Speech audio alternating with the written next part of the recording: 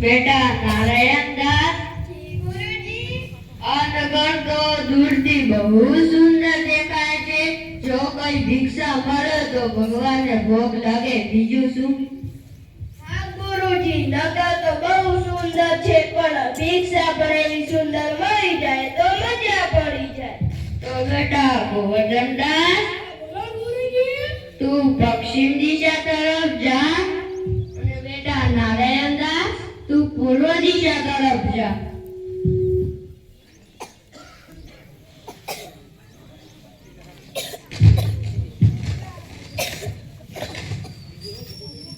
કેમ ભાઈ, ભાજીનો શું ભાવ છે? બાબાજી, ટકે છે. હા, બધી વસ્તુ ટકે છે. મને બહુ આનંદ થયો. કેમ બચ્ચા, મીઠાઈનો શું ભાવ છે? ટકે છે. બધી વસ્તુ ટકે છે. હા, મને બહુ આનંદ થયો. આ નગરીનું નામ શું છે? અંધેરી નગરી. આ નગરીના રાજા કોણ છે? ચોપટ રાજા. વાહ, અંધેરી નગરી, ચોપટ રાજા, ટકેસર વાજી, ટકેસર રાજા. તો બાબાઈ, તમારે કાઈ લેવું હોય તો લઈ લો. બધા ભીષણમાં 7 પૈસા કમાવે છું, તેમાંથી 3.5 શેર મીઠાઈ આપી દે ને.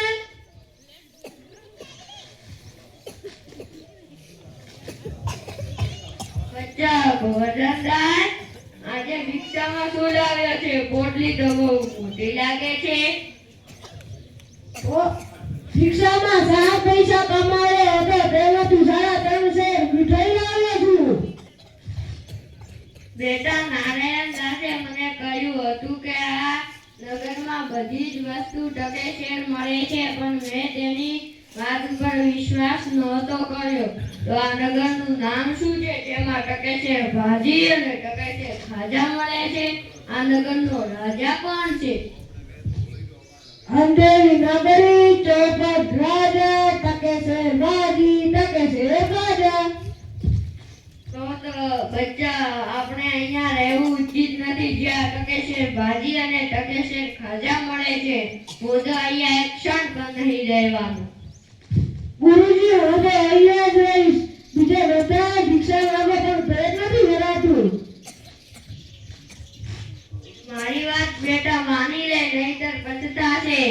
જ્યારે કોઈ સંકટ આવે ત્યારે મને યાદ કરજે. હા ગુરુજી.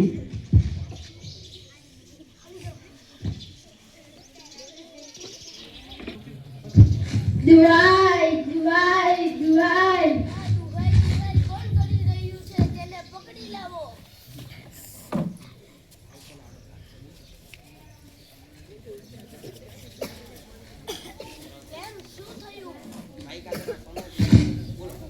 કેમ, શું થયું? કલ્લુ વાણિયાની દુકાન પડી ગઈ અને તેના નીચે મારી બકરી દબાઈને મરી ગઈ છે. ન્યાય કરો. કલ્લુ વાણિયાને પકડી લાવો.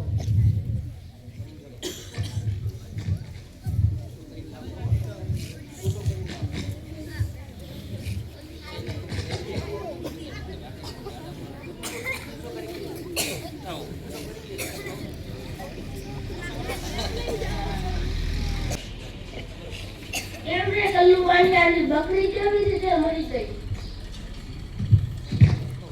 રાજાજી, મારો કોઈ દોસ્ત નથી. કારીગરે એવી દીવાલ બનાવી કે પડી ગઈ. કારીગરને પકડી લાવો. કારીગરને પકડી લાવો.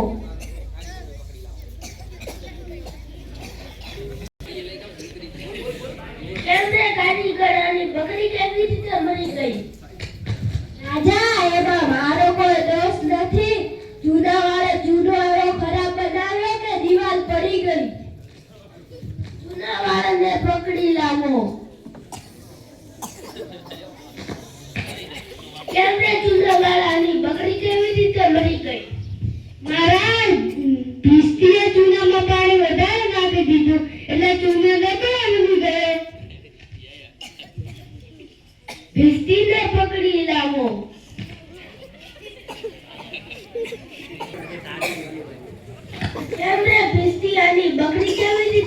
ગઈ. મહારાજ મારો કોઈ વાંક નથી. અને ફાંસીએ ચડાવી દો.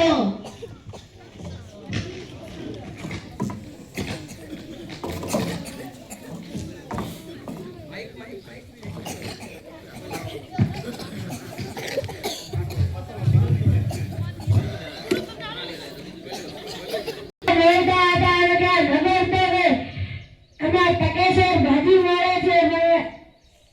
આ નગર હું તો અહીંયા જ રહેવાનો છું એવું કહીને ગુરુજી જતા રહ્યા અને કેવું મજા કરે છે.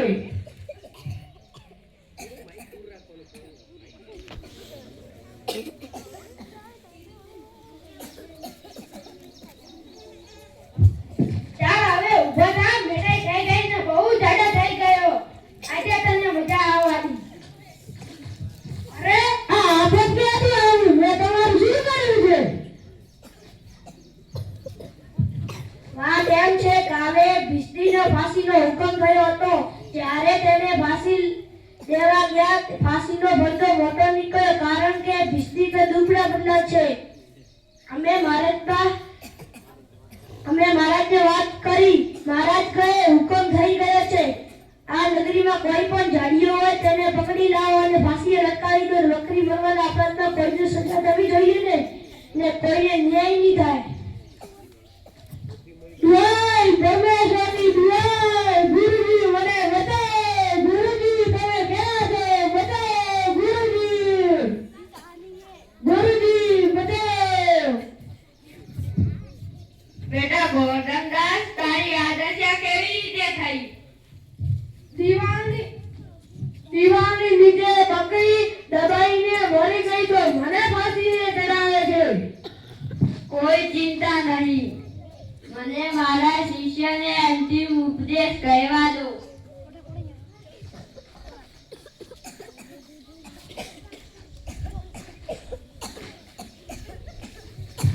તો ગુરુજી હમણાં ફાંસી ચડાવું છું. મને ચડવા દે. ઉભું છું, વડીલ છું. મને ચડવા દે ભાઈ.